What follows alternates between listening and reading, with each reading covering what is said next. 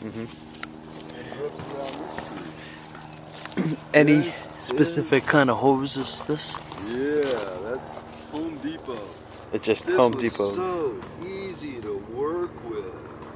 This Okay. was so fun to do. This stuff was great.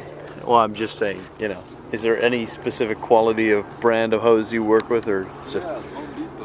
Home Depot hose? Okay, and drill for the things. What's that? You drill the little holes in them. No. They come like that. Yeah. Oh, okay, good to know. So all these trees are This lemon tree. watered like that.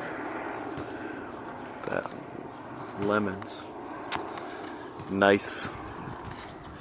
And what kind of tree is this over here you got? The pink blossom one, these are nectarines. Oh. There's a nectarine. All right. Here's the apricot. All right. This one's a macadamia nut tree. Oh. You can grow a macadamia nut tree anywhere the avocado tree grows. See that? Where's the avocado tree? It's that 50-foot tree right there. Oh my goodness. It's 50 years old. It's been an organic avocado tree for 50 years. Wow. That's not on the drip, is it? No, that's on its own water system. Yeah, but the roots are like kind of connected. Down to the water table. Yeah. Wow. And these beds? Yeah. So what I have going here is a crop rotation system, and that is featured in these. I've got 5 beds here, and 4 of them are in the crop rotation. Mm-hmm. Bed number 1 today is peas and beans. Peas in the winter, beans in the summer. And I've got cucumbers planted along here. I hear you. Box number 2 will be cabbages and kale. It's a nice aloe vera plant you got there. Yeah, and it's flowering. Yeah. This bed is not in our crop rotation. It's permanently collard green. Just They just keep on going. year-round, huh? Collard greens. This bed is roots and greens. And I got I've got chard planted. Mm-hmm. And just for fun, because I like walls of corn, I Mm-hmm. planted a wall of corn here. Nice. And this bed is tomatoes and potatoes. Sweet. And you can see the potatoes popping up all over the place. Oh, these are potatoes? These are all potatoes, red potatoes, are all through in there. I'm so ignorant about this stuff, you know. It's good to know what they look like. I just bought a 5-pound bag from the farmer's market, Mm-hmm. sprouted it for 30 days, cut each eye out, and put each eye. Then I let the eye dry overnight for 24 hours. Oh, okay. And then I planted each eye.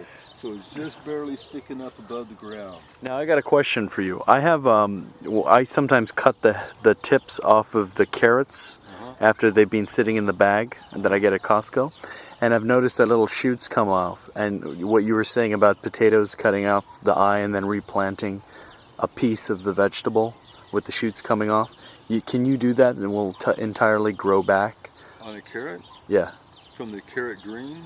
I have basically I cut off the tip of the carrot. End, not the green, the end. No. The green. Oh, okay. So I cut off the green at the very tip, at the very head of it, and it has like the top of the carrot plus a little bit of green shoot coming out.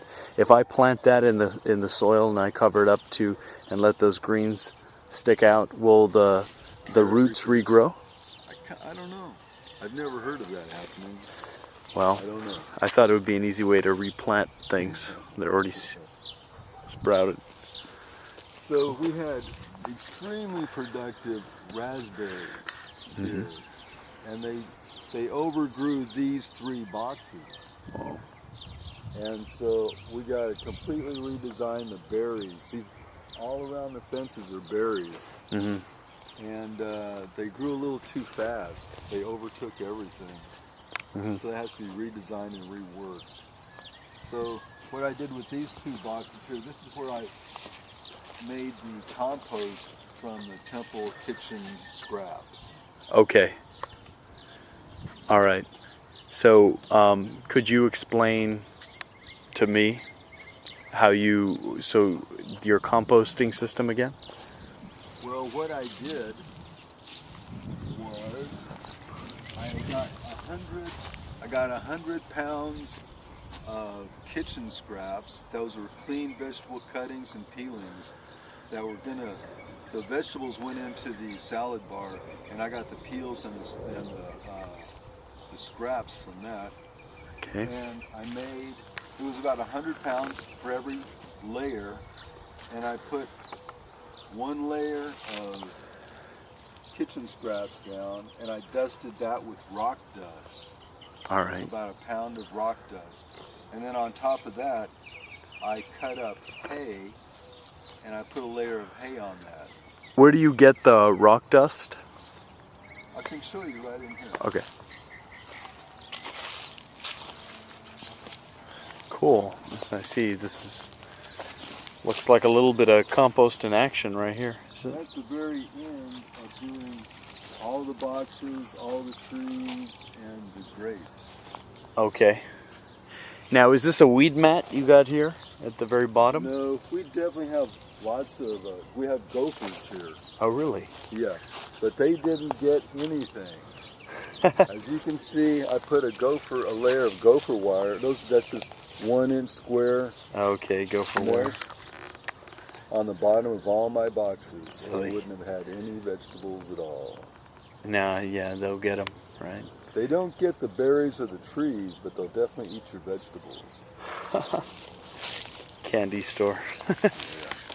So this was compost stack number 8, and it was opened 11/1 on 2011. Does this represent how many times you layer it with rock dust? Yep. Okay. I got 10 pounds of rock dust in this one stack right here. All right. And it was closed December 31st. Oh, December 3rd, 2011. Wow, okay. So then it sat there, and let me just turn it once. And it just cooked. How much are these, what are they, 4 feet by... These are 4 feet by 10 feet. By 10 feet, okay. And those over there are 4 feet by 12 feet. Okay. All right, good to know. And these are just single pieces of slabs of wood? Yeah, that go down? 2 by 12. Okay, and there's nothing at the bottom except for the gopher wire? Yes. Okay, good to know that. Each box has its own water spigot. Ah, okay. Oh, I see. And it turns off and on according to the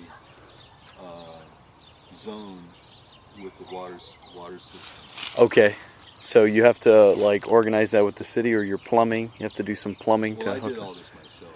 Oh wow. Yeah, it was great. Me and Tio, the landowner. Tio did it, and I did it. Very nice. And all these are just, you said they were berries, but... Those are raspberries, and they went out of control. Well, I see some over here.